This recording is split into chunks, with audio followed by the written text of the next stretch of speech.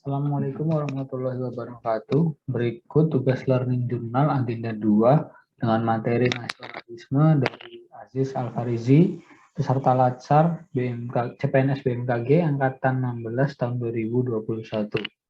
Nilai-nilai nasionalisme Pancasila bagi ASN.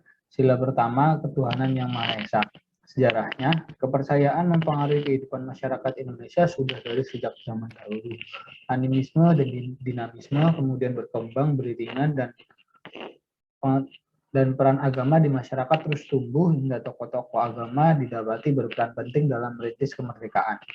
Perumusan Undang-Undang Dasar yang dilakukan oleh Panitia 9 bentukan Soekarno menghasilkan Piagam Jakarta yang di dalamnya juga mengandung nilai ketuhanan sebagai konsep pembukaan Undang-Undang Dasar yang kemudian disesuaikan dengan alasan menjaga persatuan bangsa sehingga didapati kata ketuhanan yang Maha Esa. Agama memiliki potensi besar terlibat dalam ruang publik. Keterlibatan institusi agama dalam ranah pemerintah dapat berperan dalam civil society serta political society sejauh bisa menjaga toleransi antara otoritas agama dan otoritas negara. Implementasi nilai ketuhanan, Pancasila mendorong nilai-nilai ketuhanan mendasari kehidupan bermasyarakat dan berpolitik.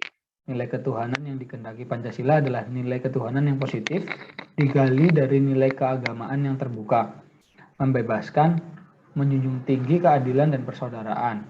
Negara menjamin kemerdekaan masyarakat dalam memeluk agama dan kepercayaan dengan saling menghormati kepercayaan orang lain. Implementasi nilai ketuhanan menempatkan kekuasaan berada di bawah Tuhan dan rakyat sekaligus, sehingga harus dijalani dengan transparan dan akuntabel agar mencerminkan nilai ketuhanan. Selanjutnya, nilai nasionalisme Pancasila sila kedua, kemanusiaan yang adil dan beradab. Sejarahnya, sejarah interaksi antara nenek moyang dengan berbagai bangsa dan peradaban dunia memberikan andil pada pertumbuhan nilai kekeluargaan antar bangsa atau perikemanusiaan. Munculnya banyak pengaruh dari berbagai pemikiran dan gerakan internasional mempengaruhi perintisan kemerdekaan sebagai nasionalisme yang terbuka. Nasionalisme Indonesia adalah nasionalisme yang tidak lepas dari kemanusiaan universal sebagai hasil pergaulan antar bangsa. Prinsip kemanusiaan selalu dikemukakan pada persidangan BPUPKI yang kemudian diformulasikan lebih jelas dalam pidato Soekarno saat menguraikan Pancasila dalam sidang BPUPKI 1 Juni 1945. Rancangan pembukaan Undang-Undang Dasar dari Panitia 9 juga turut menyertakan prinsip kemanusiaan sebagai dasar bernegara. Kata kemanusiaan dilengkapi kata sifat adil dan beradab, sehingga rumusan lengkapnya menjadi kemanusiaan yang adil dan beradab. Implementasi nilai kemanusiaan di kehidupan sehari-hari, kemanusiaan yang adil dan beradab diterapkan dalam pergaulan antar berbangsa dan dengan berperan aktif mendukung gerakan non-blok. Berprinsip bahwa kedaulatan semua bangsa harus dihormati dan perselisihan internasional diselesaikan secara damai. Nilai sila kedua Pancasila memiliki konsekuensi ke dalam dan keluar. Ke dalam berarti menjadi pedoman negara dalam memuliakan nilai kemanusiaan dan HAM. Keluar berarti sebagai pedoman berpolitik luar negeri bebas aktif dalam rangka ikut serta melaksanakan ketertiban dunia. Sebagai masyarakat yang berada di tengah arus globalisasi juga perlu lebih selektif terhadap pengaruh global. Hal tersebut perlu dibantu oleh pemimpin yang mampu menentukan kebijakan dan arah pembangunan dengan mempertimbangkan keselarasan antara kepentingan nasional dan kemaslahatan global. Selanjutnya, nilai nasionalisme Pancasila sila ketiga, yaitu persatuan Indonesia. Indonesia merupakan negara kepulauan yang memiliki lokasi sangat strategis. Hal ini tentu juga tidak terlepas dari sejarah Indonesia. Oleh karena itu diperlukan sebuah gagasan untuk mempertahankan persatuan Indonesia, yaitu dengan membangkitkan sentimen nasionalisme yang menggerakkan suatu itikat bahwa rakyat Indonesia adalah satu bangsa. Nasionalisme Pancasila sila keempat, kerakyatan yang dipimpin oleh hikmat kebijaksanaan dalam permusyawaratan perwakilan. Tradisi musyawarah berlandaskan kekeluargaan sudah lama melekat di Indonesia. Terdapat 3 sumber yang menghidupkan cita-cita demokrasi dalam kehidupan masyarakat. Yang pertama, tradisi demokrasi yang ada di lingkungan masyarakat desa. Yang kedua, ajaran agama Islam yang menuntut persaudaraan dan kesamaan derajat sebagai makhluk Tuhan. Dan yang ketiga, paham demokrasi Barat yang mempengaruhi para pemimpin pergerakan kemerdekaan. Selanjutnya, nilai nasionalisme Pancasila sila kelima, keadilan sosial bagi seluruh rakyat Indonesia. Masyarakat sejahtera, adil, dan makmur merupakan impian dari seluruh masyarakat Indonesia. Perwujudan Indonesia sejahtera sangat ditentukan oleh integritas dan mutu dari para penyelenggara negara yang didukung oleh rasa tanggung jawab. Untuk mendorong terwujudnya keadilan dan kesejahteraan sosial, negara dapat mengatur beberapa hal seperti membuat UU Sosial Keselamatan Kerja, menetapkan aturan batas upah minimum, dan membuat aturan pajak progresif.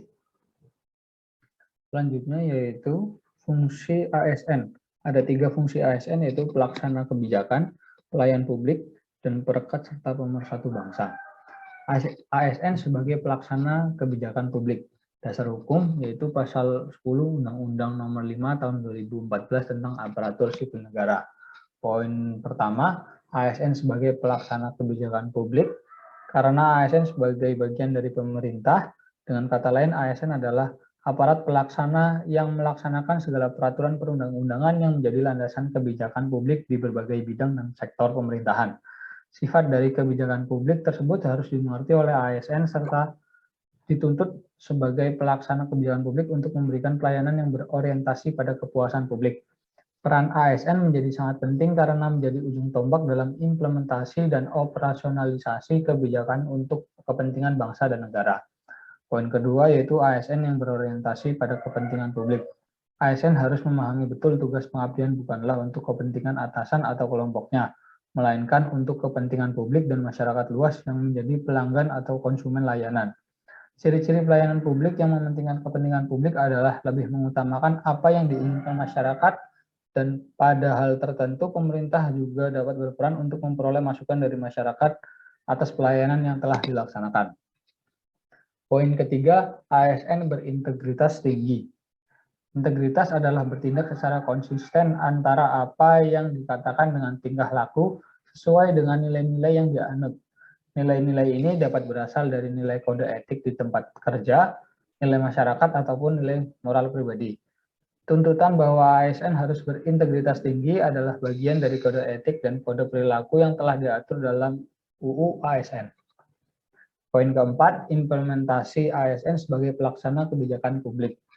ASN harus memiliki karakter kepublikan yang kuat dan mampu mengaktualisasikannya dalam setiap tindakan. ASN harus selalu bersikap adil dan tidak diskriminatif dalam memberikan pelayanan kepada masyarakat. ASN harus selalu menjunjung tinggi kejujuran, akuntabel, transparan, anti korupsi, serta memiliki komitmen yang tinggi dalam memuaskan publik. Selanjutnya, fungsi ASN yang kedua sebagai pelayan publik. ASN dapat bekerja secara profesional dalam melayani publik dengan 3 kriteria, yaitu ASN profesional, ASN melayani publik, dan ASN berintegritas tinggi. ASN profesional diartikan sebagai sesuatu yang berhubungan dengan profesi, yang memerlukan keahlian khusus untuk melakukan suatu pekerjaan. Seseorang bekerja secara profesional dengan demikian dapat dipahami sebagai seseorang yang bekerja sesuai dengan protokol dan peraturan dalam bidang yang dijalani, secara sungguh-sungguh, sesuai keahlian khusus, dan menerima gaji sebagai upah atas jasanya. Ada 5 aspek mendorong ASN untuk bekerja secara profesional. Yang pertama, adanya tuntutan dari masyarakat. Yang kedua, adanya kritik dari masyarakat terkait kualitas pelayanan. Yang ketiga, adanya tuntutan bahwa aparat pemerintah seharusnya memiliki respon yang baik terhadap situasi tertentu.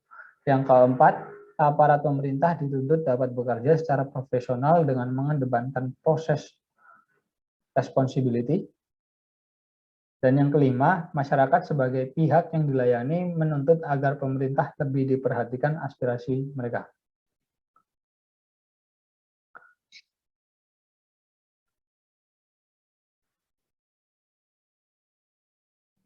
Yang kedua, ASN yang melayani publik. Ada 3 hal yang perlu diperhatikan dalam pelayanan publik, yaitu 1.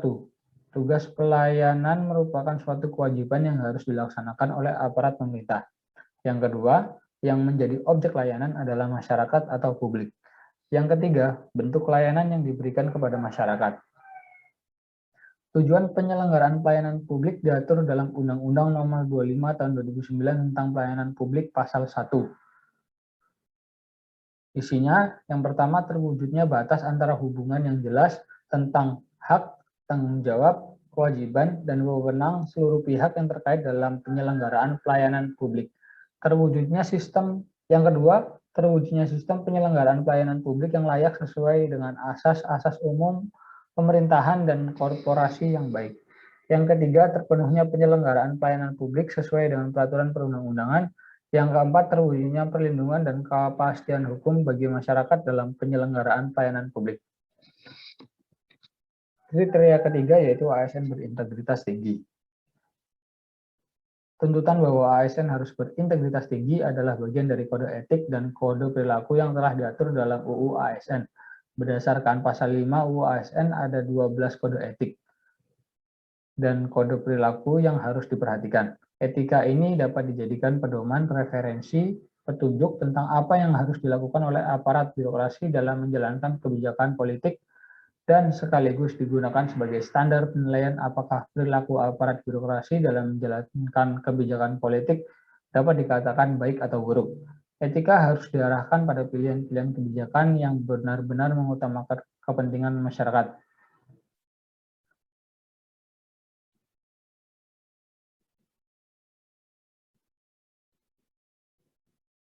Selanjutnya, fungsi kedua yaitu ASN sebagai perekat dan pemersatu bangsa.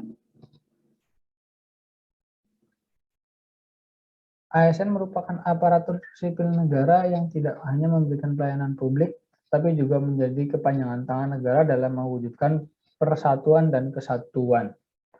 Ada 3 bagian dari tugas ASN sebagai perekat dan pemersatu bangsa. Yang pertama yaitu ASN sebagai pemersatu bangsa. Yang kedua, ASN menjaga kondisi damai. Yang ketiga, peran ASN menciptakan kondisi damai.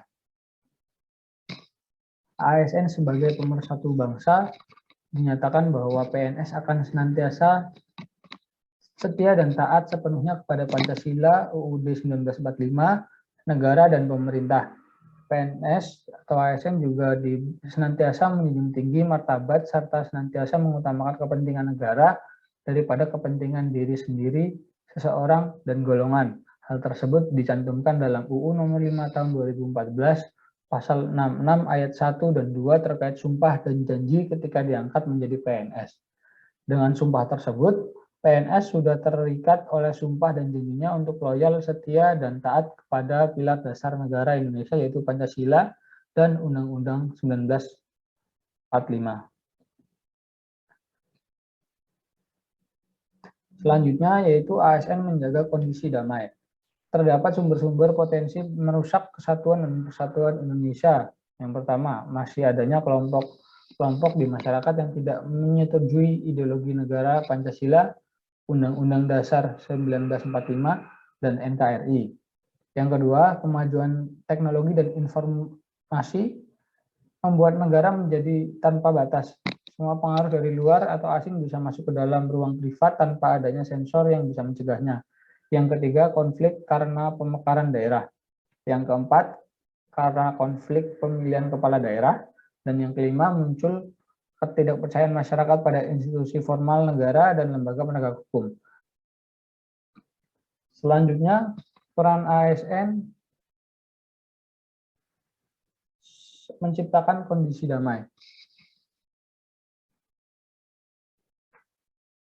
Poin pentingnya yaitu yang pertama, PNS sebagai aparatur sipil negara harus bersikap netral dan adil. Netral dalam artian tidak memihak kepada salah satu kelompok ataupun golongan. Adil berarti PNS dalam melaksanakan tugasnya tidak boleh berlaku diskriminatif dan harus objektif, jujur, dan transparan. Poin kedua, PNS tidak boleh memihak partai politik. Sikap netral dan adil harus diperlihatkan PNS dalam event politik 5 tahunan yaitu pemilu dan pilkada. Dalam pemilu, PNS yang aktif dalam partai politik atau mencalonkan diri sebagai anggota legislatif, maka dia harus mundur dan berhenti sementara dari statusnya sebagai PNS. Poin ketiga, PNS juga harus bisa mengayomi kepentingan kelompok-kelompok minoritas dengan tidak membuat kebijakan atau peraturan yang mendiskriminasi keberadaan kelompok tersebut. Poin keempat, PNS menjadi figur dan teladan di lingkungan masyarakat. Poin kelima, PNS juga harus menjadi tokoh dan panutan di masyarakat. Demikian materi yang dapat disampaikan. Terima kasih. Wassalamualaikum warahmatullahi wabarakatuh.